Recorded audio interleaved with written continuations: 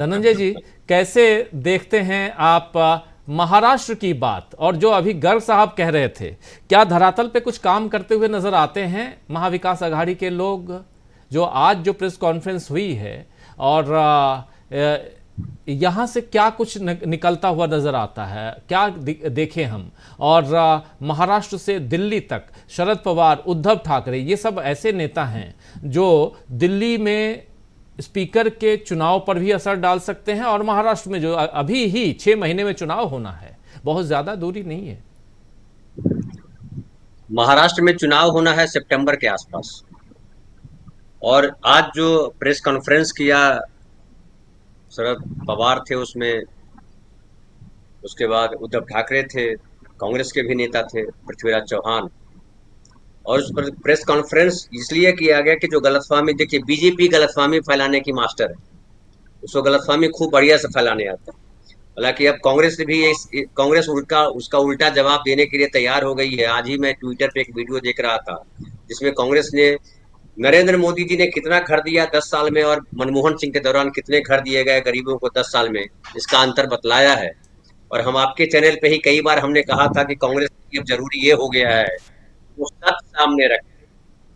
अगर बीजेपी और पूरा तंत्र उनका झूठ सामने रख रहा है तो कांग्रेस सच सामने रखे, और कांग्रेस ने सच सामने रखना अब शुरू किया है। थोड़ा सा आगे आ जाइए, आवाज थोड़ी आपकी हो रही है, डाउन हो रही है जी।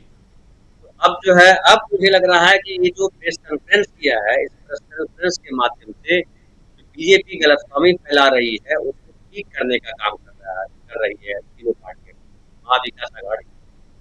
और महाविकास आघाड़ी जो कर रही है, देखिए चुनाव जो हुआ, लोकसभा के चुनाव में जो परिणाम आए हैं वो बता रहे हैं कि यहाँ के आम नागरिक महाविकास आघाड़ी के साथ खड़े, बीजेपी के साथ खड़े नहीं है। और बीजेपी ने जो किया है उसका असर देखने को मिला कि 23 सीट से घट करके बीजेपी 9 सीटों पर आ गई। और 9 सीटों पर क्यों आ गई? सबसे खराब प्रदर्शन अगर किसी ने किया है तो बीजेपी ने किया है। और वो खराब प्रदर्शन ये बता रहा है कि जो उसने तोड़ फोड़ किया शरद पवार जी की पार्टी के भीतर, शिवसेना के भीतर, उस तोड़ फोड़ से महाराष्ट्र की जनता नाराज हुई है।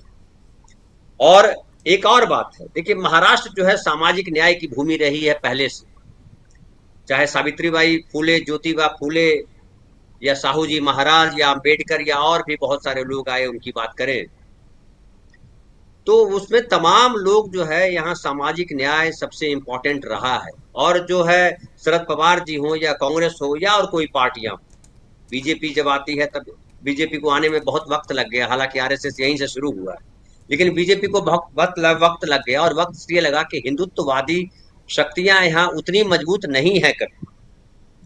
और जब संविधान की बात आई, जब आरक्षण की बात आई, तो सारे लोग खड़े हो गए खिलाफ।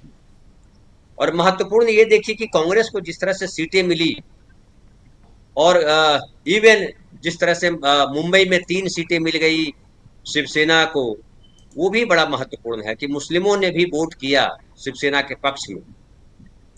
और हिंदूवादी जो शक्तियां हैं, जिसको कथित हिंदूवादी मैं मानता हूं, जो लग रहा है कि जो बाला साहब ठाकरे जिस तरह का हिंदुत्व की बात करते थे वो हिंदुत्व की बात नहीं कर रहे हैं उद्धव ठाकरे। मैं बोलूंगा उद्धव ठाकरे अब सही जगह पे आके खड़े हैं। और उद्धव ठाकरे जो है महाराष्ट्र के विकास को लेकर के, मराठी मानुष के आगे बढ़ने को लेकर के काम कर रहे हैं। पिछले 10 सालों में जो नरेंद्र मोदी की सरकार ने किया उसमें महाराष्ट्र का कद, महाराष्ट्र का सर नीचे हुआ, ये महाराष्ट्र की जनता ने महसूस किया। वो मराठी मानुष जो है, जो मुंबई का जो कल्चर है, मुंबई के जो शान है कि यहाँ पे लोग रोजगार के लिए आते हैं, यहाँ बहुत विकसित स्टेट है ये, यहाँ पे कई सारे इंडस्ट्री है, टेक्नोलॉजी है, तमाम चीजें। लगातार नरेंद्र मोदी जी के काल में ये प्रयास हुआ कि महाराष्ट्र से कैसे कंपनियों को बाहर ले जाया जाए, गुजरात ले जाया जाए। जी। इसलिए गौर कीजिए कि जहां उद्धव ठाकरे की पार्टी से अलग हुई शिवसेना, शिंदे गुट है, उनको जहां भी बहुमत मिला या जहां भी वोट मिले, वो ज्यादातर सीटें वो है जहां पे गुजराती, मारवाड़ी, उत्तर भारतीय ज्यादा संख्या में, वो चाहे ठाणे का इलाका हो, कंडियाल का इलाका हो, तमाम इलाकों। बाकी 2 जगह पे जो उनको जीत मिली वहां पे AIMIM ने जो है वो महाविकास आघाड़ी का खेल बिगाड़ा, क्योंकि मुस्लिम वोटों में बिखराव हुआ वहां। नहीं तो अगर वो बिखराव नहीं हुआ होता या उत्तर प्रदेश के लोग या जो है मराठी या गुजराती या मारवाड़ी एक तरफा नहीं होते, तो इतनी सीटें उनको नहीं आती और ज़्यादा सीटों पर महाविकास आघाड़ी को लाभ होता। लेकिन हम लोग जितना चाह रहे थे, हमें लग रहा था कि 35 सीटों पर कम से कम महाविकास आघाड़ी आएगी, 5 सीटें घट गई। उसके कई कारण है और वो कारण बहुत ऐसे नहीं है जिसको सुलझाना पड़ेगा महाविकास आघाड़ी को। महाविकास आघाड़ी को अपनी ताकत के साथ लड़ना है। और बाकी एक दिक्कत ये थी कि जो चुनाव चिन्ह उनके थे, जो जिस तरह से उनको परेशान किया गया, उनको लोगों तक पहुंचने में दिक्कत हुई, वो तमाम चीजें हुई। लेकिन अब स्पष्ट हो गया है कि शिवसेना जो है, असली शिवसेना उद्धव ठाकरे की पार्टी है। अजित पवार को तो जिस तरह से किनारे करने की बात खुद बीजेपी करने लगी है, उससे सारी चीजें समझ में आ गई है। छगन भुजबल नाराज हैं, क्योंकि छगन भुजबल को किनारे कर दिया गया, न राज्यसभा का टिकट, न लोकसभा का टिकट। नारायण राणे जी को मंत्री नहीं बनाया गया, ये भी अपने आप में सोचने वाली बात है। तो कांग्रेस ये एक बीजेपी ने ये भी बताया है कि हमारे भीतर जो बाहर से लोग आ रहे हैं, उनको प्रमुखता देने के बजाय पार्टी के भीतर के लोगों को प्रमुखता दी जाए।